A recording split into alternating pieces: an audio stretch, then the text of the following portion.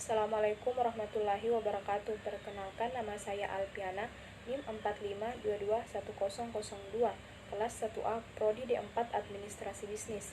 Saya akan menjelaskan atau mempresentasikan tentang gambaran ilmu ekonomi sebagai nilai UTS. Gambaran ilmu ekonomi.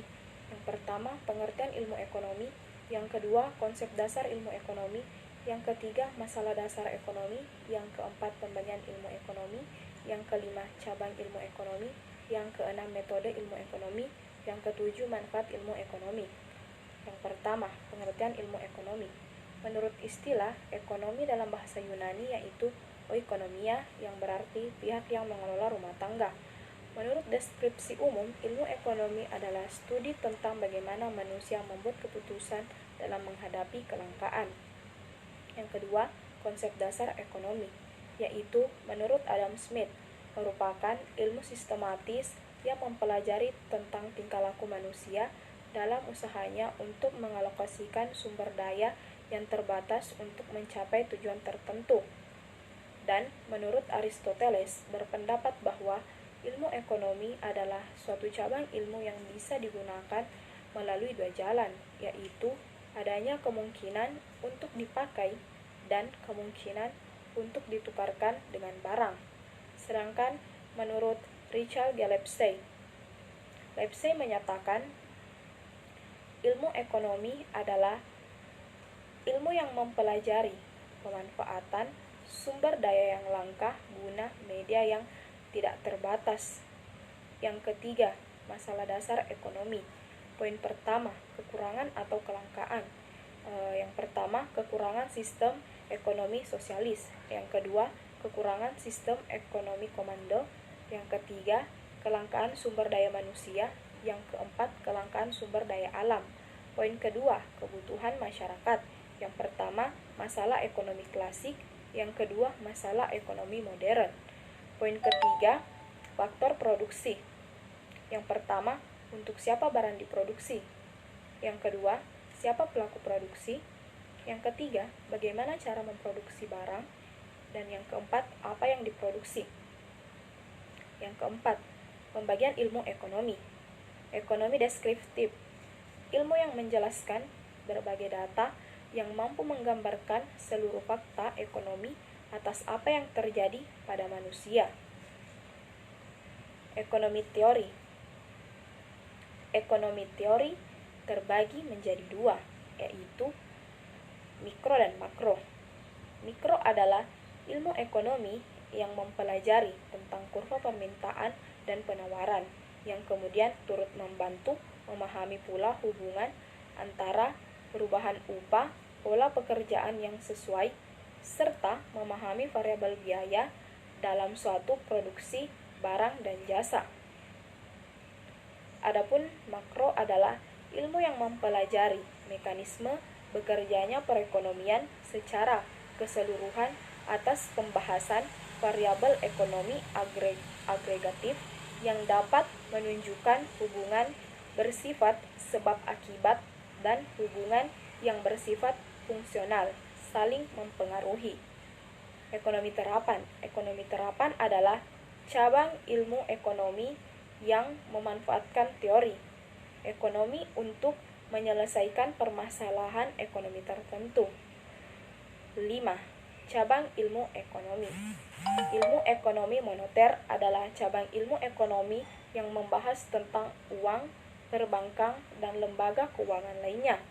Ilmu ekonomi publik adalah cabang ilmu ekonomi yang membahas tentang kebijakan pemerintah dalam perekonomian. Ilmu ekonomi industri adalah cabang ilmu ekonomi yang fokus membahas tentang interaksi berbagai perusahaan dalam industri. Ilmu ekonomi internasional adalah cabang ilmu yang membahas tentang perekonomian antara negara. Ilmu ekonomi sumber daya alam adalah cabang ilmu ekonomi yang membahas masalah dan alokasi sumber daya alam yang optimal menurut ekonomi. Ilmu ekonomi sumber daya manusia adalah cabang ilmu ekonomi yang membahas faktor produksi tenaga kerja, yakni mencakup sumber daya manusia.